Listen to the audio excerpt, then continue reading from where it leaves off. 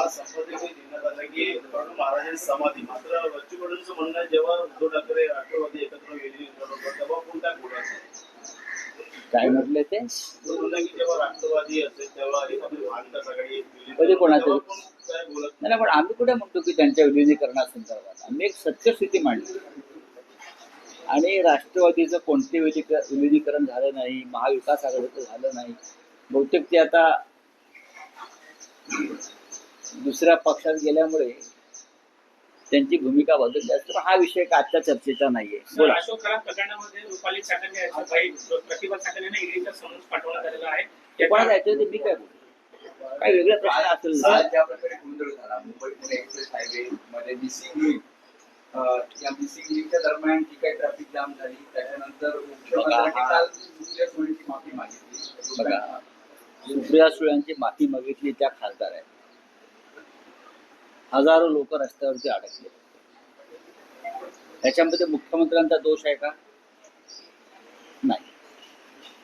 त्याच्यामध्ये नियोजनाचा आणि आपल्याकडे अजूनही जे व्हीआयपी साठी सगळं काही करायचं, व्हीआयपीच्या सोयीसाठी सगळे आखणी करायची, ही जी प्रशासनाची मानसिकता आहे त्याच्यामुळे अशा प्रकारच्या घटना घडतात. एका राज्याच्या मुख्यमंत्र्यांनी त्यांना सांगितलं नाही ना की तिथे बैल कापा, एक बैल कापला ना, किंवा रस्ता अडवा. हे का मुख्यमंत्र्यांची सूचना नसतात. हे प्रशासन काही गोष्टी परस्पर करतं. अशा प्रकारचे उद्घाटन सोहळे हे सोप्या पद्धतीनं करणं गरजेचं असतं, जेव्हा लोकांना त्रास होणार नाही. हे मुहूर्त का मुख्यमंत्र्यांनी किंवा उपमुख्यमंत्र्यांनी किंवा अन्य कोणी काढले नाहीये. त्याच्या ह्याला जबाबदार मुख्यमंत्र्यांचं प्रशासन. मुख्यमंत्र्यांनी माफी मागितली म्हणे असं वारंवार होत आहे. मुख्यमंत्र्यांचं लक्ष नसल्यामुळे होत आहे. कशा करता एवढा शो करायची गरज होती? आहे ना, केलंत ना तुम्ही केलंत ना, तुम्ही करून दाखवलंत ना, लोकांना कळलं तुम्ही केलंय. हे तुम्ही केलाय, हे लोकांना कळलंय बाबा तुम्हीच केलाय आणि हे तुम्हीच करू शकता जगात सगळ्या गोष्टी. आम्हाला नाही जमलं काय? हा महाराष्ट्र जो घडलेला आहे हा तुम्हीच घडवलाय तुमच्या जन्माच्या आधीपासून.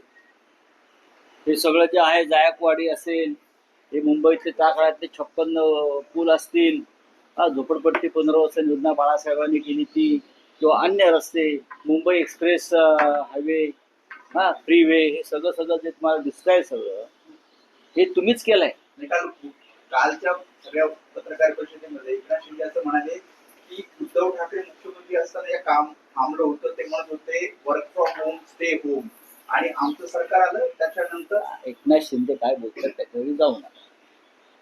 उद्धव ठाकरेंच्या काळामध्ये त्यांच्या समोर सगळ्यात मोठं आव्हान होतं महाराष्ट्राचं आरोग्य आणि महाराष्ट्रातील जनतेचे जीव वाचवणं. एकनाथ शिंदेचे सुद्धा जीव वाचले कोविड काळात, ते सुद्धा उद्धव ठाकरेंनी. सगळ्यात मोठं आव्हान होतं माणसांचे प्राण वाचवणं त्या काळामध्ये. असं आव्हान कोणत्या मुख्यमंत्र्यासमोर नव्हतं. बरोबर आहे. हे आव्हान मोठं होतं की झाडं तोडणं, रस्ते बांधणं, हे केव्हाही होऊ शकतं. पण लाखो मराठी जनतेचे प्राण वाचवणं हे सगळ्यात मोठं आव्हान उद्धव ठाकरेंसमोर होतं. एकदा एकनाथ शिंदे यांनी अयोध्येला जाताना गंगा नदीची पाहणी करावी आणि आसपासच्या लोकांशी बोलावं. तिथे किती हजारो प्रेतं कोविड काळात कशी फेकण्यात आली होती महाराष्ट्रावरती, ही वेळ उद्धव ठाकरे साहेबांनी येऊ दिली नाही. याबद्दल उपमुख्यमंत्र्यांनी कृतज्ञता व्यक्त केली पाहिजे. खरं म्हणजे राजकीय मतभेद असले तरी मिसिंग लिंक, हा लिंक, तो लिंक, सगळं ठीक आहे. तर हे किती मोठं काम त्यांनी केलं आणि ते काम घरूनच बसून करायचं. लोकांना घराबाहेर पडून न देणं हे मोठं आव्हान होतं त्या काळात जगभरात. आणि महाराष्ट्रानं ते आव्हान पेललं. जर मुख्यमंत्री बाहेर पडले असते तर जनता बाहेर पडली असते आणि माणसांचे बळी गेले असते. यांना कळतं का? नाही कळत त्यांना. हे म्हणून ते असं बोलतात. काल गॅसचे भाव वाढलेले आहेत. पुन्हा एकदा निवडणूक संपताच गॅसचे भाव वाढले. येणाऱ्या काळात आणखी भाव वाढण्याची शक्यता नक्कीच प्रवास महागणार आहे. प्रवास महागतोय, हवाई प्रवास महागणार, बोटीचा प्रवास महागणार, रस्त्यावरचा प्रवास महागणार, जिथे जिथे पेट्रोल डिझेल आणि इंधनाची गरज आहे ते सर्व महागणार. मोदी जे म्हणतात सब कुछ ठीक आहे, ते सब कुछ ठीक नाही. ते फक्त सब कुछ ठीक पश्चिम बंगालच्या निवडणुकांचं मतदान होईपर्यंत सब कुछ ठीक असतं. आता यापुढे नाही. जे काही अंदाज मांडले आहेत पश्चिम बंगालचे त्या सगळ्या संदर्भात काय वाटतं तुम्हाला? कारण ममता बॅनर्जी या 180 ते 185 विधानसभा जिंकून बहुमतानं पुन्हा सत्तेत येतील. अमित शहाना आत्मविश्वास आहे. अमित शहाना आत्मविश्वास कोणताही असू शकतो. आत्मविश्वासाला काय कुठलं कुलूप लावलेलं नाही ना, ठसठसणारा आत्मविश्वास आहे. माणसानं खोटेपणाचा कळस गाठला की माणसाचा आत्मविश्वास वाढतो. त्यांच्या आत्मविश्वासाला झालं काय? पण ज्याने ममता किंवा त्यांच्या कार्यकर्त्यांनी ज्या प्रकारचं कार्य केलेलं आहे, काम केलेलं आहे, मला असं वाटतं, मी जी माहिती घेतो की ममता बॅनर्जी यांचा विजय व्हायला हरकत नाही. एमएसआरडीसीचं एक वेगळं कोइन्सिडन्स पाहायला मिळतंय. तुम्ही त्याच्याबद्दल काल एक्सपोज देखील केली आहे की खासगी जमिनी घ्यायच्या, त्याला ग्रीन करायच्या आणि पुन्हा एकदा त्यांना द्यायच्या. काही कोइन्सिडन्स त्याबद्दल तुम्ही बोला. एक रिक्लेमेशन केलं वांद्राखाली सिलिंग जवळ 56 एकर जमिनीवर, जी हरितकरणासाठी जमीन ठेवली होती. तो ग्रीन झोन होता, तो गौतम अडाणींना देऊन टाकला. बरोबर आहे. आणि आता ग्रीन झोन साठी इतर जमिनींचं ऍक्विजिशन करताय. हा काय प्रकार आहे असं मी विचारला. काय प्रकार आहे? कोणाचे पैसे तुम्ही उडवताय?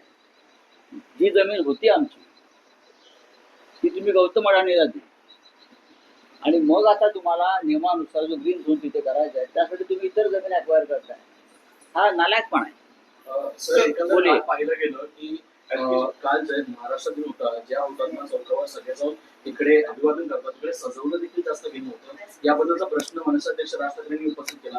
कशा गोष्टीकडे बघतो? काल मी काय वेगळं सांगत होतो. आपण जाऊन अवस्था बघा कसे तडे गेले. हुतात्मा स्मारकाला तडे गेलेले आपण जाऊन पहा. मी काल सांगितलेलं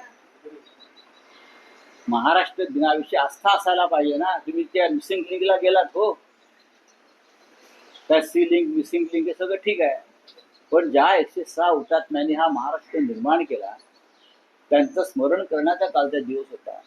त्यांच्या स्मारकाला शासनातर्फे महापालिकेतर्फे सजावट करणं गरजेचं होतं. संपूर्ण परिसर तो केला का? आणि जे त्यांच्या पक्षामध्ये स्वतःला स्वयंघोषित शिवसेना म्हणजे बसलेले आहेत, बाळासाहेब ठाकरेंचे विचार वगैरे घेऊन असं म्हणतात मंपक लोक, त्यांना तरी असं वाटलं का की आपण केलं पाहिजे? आम्ही शिवसेना आहोत म्हणताय ना अमित शहाच्या कृपेने, मग त्यांनी का नाही केलं ते? आम्ही रात्री 12 वाजता गेलो, आम्ही फुलांची सजावट केली, आमच्या शिवसैनिकांनी केली. सर, सदावरची महंगा हो चुका है, पीले शायद खत्म हो गया, एलपीजी गैस महंगा हो चुका है, क्या कहना? अब सब कुछ महंगा हो जाएगा. जब तक वोटिंग नहीं होता है तब तक सब कुछ ठीक रहता है मोदी के काल में. अब वोटिंग खत्म हो गया है, अब एलपीजी महंगा हो गया, अब पूरा ट्रैवलिंग महंगा हो जाएगा, यातायात महंगे हो जाएंगे, हवाई जहाज की टिकट महंगे हो जाएंगे, सब कुछ महंगा हो जाएगा. और मोदी बोलेंगे ये तो अब अंतर्राष्ट्रीय व्यवस्था है और स्थिति है. कल तो नहीं कुछ नहीं, सब कुछ ठीक है हमारे यहाँ, पूरा भंडार पड़ा है ईंधन का. कहाँ है? कौन पूछते आपको?